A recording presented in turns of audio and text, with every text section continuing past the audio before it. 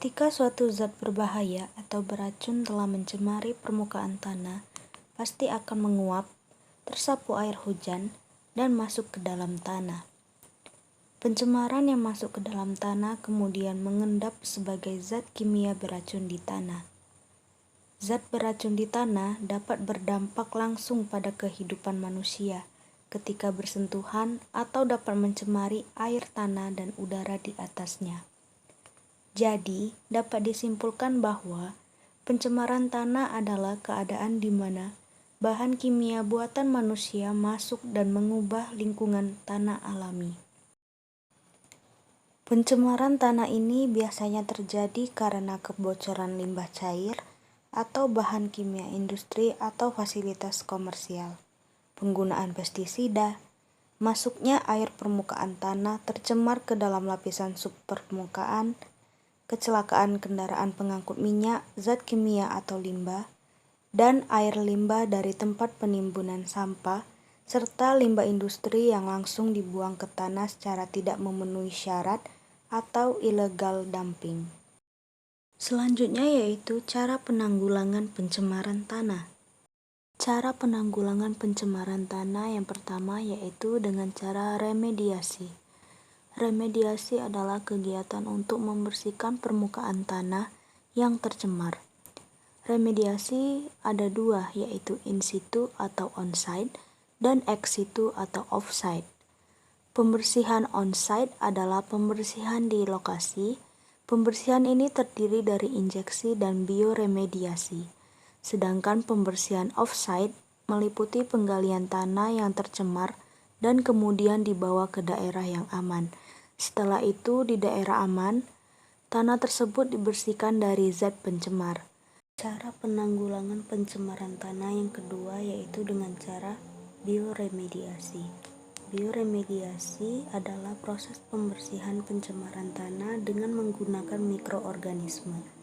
Bioremediasi bertujuan untuk memecah atau mendegradasi zat pencemar menjadi bahan yang kurang beracun atau tidak beracun. Semua pencemaran pasti akan merugikan makhluk hidup, terutama manusia.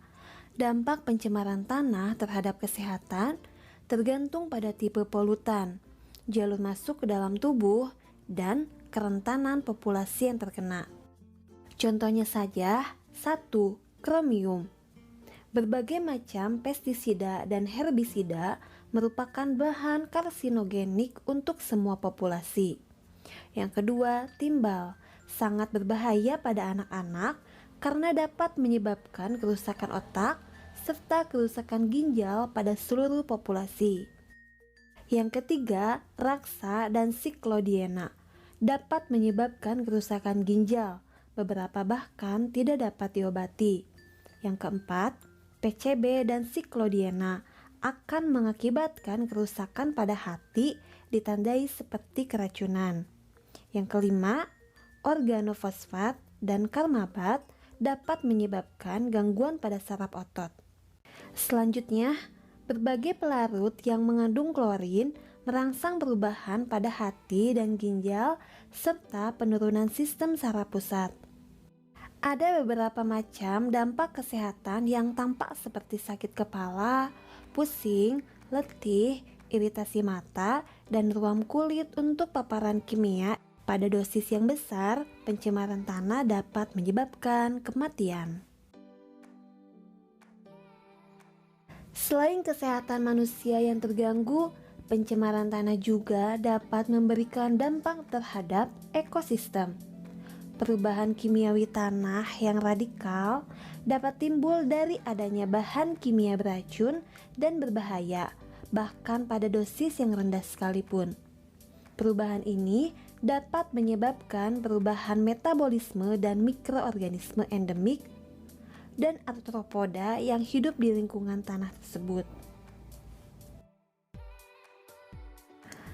Akibatnya, perubahan ini dapat memusnahkan beberapa spesies primer dari rantai makanan, dapat memberi akibat yang besar terhadap predator atau tingkat lain dari rantai makanan tersebut. Bahkan, jika efek kimia pada bentuk kehidupan tersebut rendah, maka bagian bawah piramida makanan dapat menelan bahan kimia asing yang lama-kelamaan akan terkonsentrasi pada makhluk-makhluk penghuni piramida atas. Banyak dari efek-efek ini terlihat pada saat ini, seperti konsentrasi DDT pada burung menyebabkan rapuhnya cangkang telur, meningkatnya tingkat kematian anakan, dan kemungkinan hilangnya spesies tersebut. Dampak pada pertanian, terutama perubahan metabolisme tanaman yang pada akhirnya dapat menyebabkan penurunan hasil pertanian. Hal ini dapat menyebabkan dampak lanjutan pada konservasi tanaman di mana tanaman tidak mampu menahan lapisan tanah dari erosi. Beberapa bahan-bahan pencemar ini memiliki waktu paruh yang panjang dan pada kasus lain, bahan-bahan kimia derivatif akan terbentuk dari bahan pencemar tanah utama.